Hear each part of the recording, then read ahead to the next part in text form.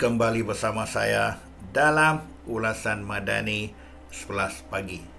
Terima kasih kerana terus menyokong channel saya, dan kalau yang belum subscribe, tolong subscribe. Terima kasih. Kalau tuan-tuan penonton sedar, saya seringkali memperkatakan dua watak utama ini setiap kali saya ber-live streaming dengan tuan-tuan. Yang pertama, Abdul Hassan Karim, ahli Parlimen Pasir Gudang, yang seringkali memperkatakan, menghentam, mengajar kerajaan, Perdana Menteri dan sebagainya. Yang kedua, saya selalu juga mengingatkan Adam Adli, Ketua Pemuda PKR, yang banyak kali saya rasa kesal kerana berdiam diri, jarang membuat kenyataan-kenyataan politik, terutamanya dalam pertahankan parti dan presiden partinya. Tapi untuk video kali ini, saya ingin menengahkan satu posting oleh Adam Adli yang dimuat naik di Facebook beliau dan dipetik sebagai berita utama oleh Malaysia Kini dengan tajuk "Eloklah Syed Saddiq jangan cerminkan perkara ikut selera." Dan ini tulisan penuh beliau. Ahli Parlimen Muar Syed Saddiq Syed Abdul Rahman selepas meninggalkan Dewan yang belum tamat memanggil sidang media untuk menyelar kerajaan sebagai NATO, No Action, Talk Only, kerajaan yang dia baru tinggalkan beberapa hari lalu. Ahli Parlimen Machang Wan Ahmad Faisal Wan Ahmad Kamal pula dalam gaya kebiasaannya sebagai seorang pakar istilah ataupun jargon politik menangani kerajaan ini sebagai pengamal pork barrel politik ataupun politik tong babi. Kedua-dua mereka pernah duduk bersama dan berasingan dalam kerajaan. Wan Faisal adalah mantan pegawai khas kepada Syed Saddiq sewaktu dia menjadi menteri di Kementerian Belia dan Sukan. Pasca langkah syaitan, Wan Faisal sendiri dilantik sebagai timbalan menteri di KBS selepas menikam belakang Syed Saddiq. Saya yakin mereka boleh berbaik semula hari ini. Alhamdulillah. Buat Saddiq menggelarkan kerajaan ini sebagai NATO atas 3 perkara: soal peruntukan buat pembangkang, pengisytiharan harta anggota kabinet dan pengguguran kes rasuah. Ini perkara yang sudah pun diperjelaskan menerusi banyak situasi yang berbeza di luar dan di dalam Parlimen. Dalam soal pengisytiharan harta, Perdana Menteri Anwar Ibrahim sejak Januari telah menyatakan ketegasan beliau dan mengkritik amalan pengisytiharan sedia ada sebagai sandiwara ataupun gimmick, dan seterusnya mengarah agar mekanisme yang lebih telus dan menyeluruh disiapkan, bukan sekadar mengisytiharkan harta tanpa format yang khusus.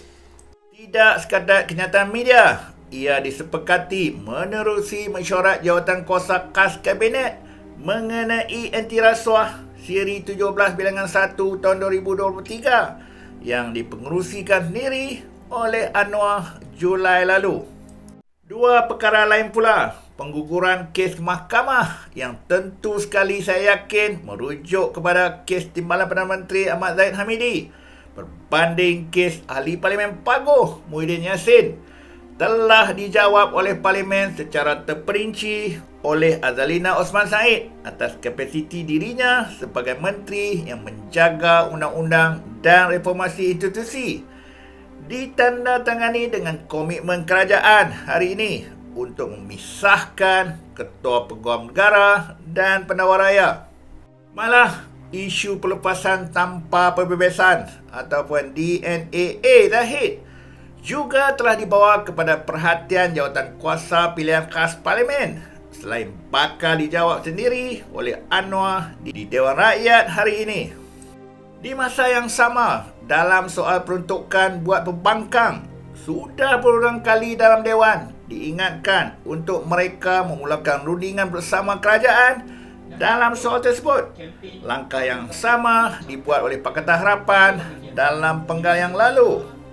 Namun sehingga kini masih lagi belum disambut dan hanya berulang kali digunakan sebagai modal untuk bercakap dalam persidangan Dewan Rakyat dan kemungkinan juga sebagai modal untuk membohongi rakyat di kawasan masing-masing, seolah-olah kerajaan ini zalim.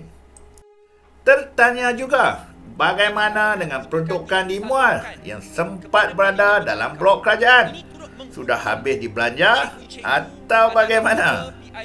Soal NATO ini, eloklah Presiden muda ini jangan hanya cerminkan kepada perkara yang ikut seleranya. Cerminkan juga kepada dasar-dasar kebajikan rakyat yang dikemukakan melalui Banjawan 2023 yang lepas dan inisiatif yang sedang berjalan dalam menoktahkan kemiskinan tegar, menyelesaikan masalah dan keperluan asas rakyat termasuk sekolah dan fasiliti kesihatan, bekalan air bersih, pemulihan ekonomi pasca pandemik dan transisi tenaga yang bakal bermula kelak. Bagi Ketua Pemuda Bersatu, entah dari mana datang idea politik tong babi yang dinyatakan itu. Sedangkan kawasan sendiri di Machang adalah salah sebuah kawasan yang turut menerima peruntukan besar mencecah 1.44 bilion ringgit buat negeri Kelantan dalam bentuk infrastruktur asas termasuk jalan raya dan jabatan. Belum lagi dikira sekali dengan komitmen penyelesaian isu bekalan air yang turut mencecah bilion ringgit. Tertanya juga, adakah politik tong babi ini turut mengambil kira berapa banyak tong minyak masak yang dimiliki oleh anak pemimpin Perikatan Nasional? Satu smash yang padu untuk kedua-dua mereka oleh Adam Adli Abdul Halim, Ahli Parlimen Hang Tuah Jaya yang juga Ketua Pemuda ataupun AMK PKR yang merangkap Timbalan Menteri Belia dan Sukan. Inilah yang sepatutnya Adam Adli sering menulis, memberi pandangan yang kritis kepada penyerang-penyerang, haters-haters kerajaan, terutamanya daripada mereka-mereka yang berada dalam Parti Bersatu dan juga PAS. Teruskan Adam Adli, inilah yang sepatutnya kamu sering lakukan untuk parti dan juga untuk kepentingan negara. Sekian daripada saya untuk ulasan Madani pukul 11 pagi. Teruskan memberi sokongan kepada channel saya. Terima kasih kerana terus menonton dan yang belum subscribe, tolong subscribe. Sekian daripada saya.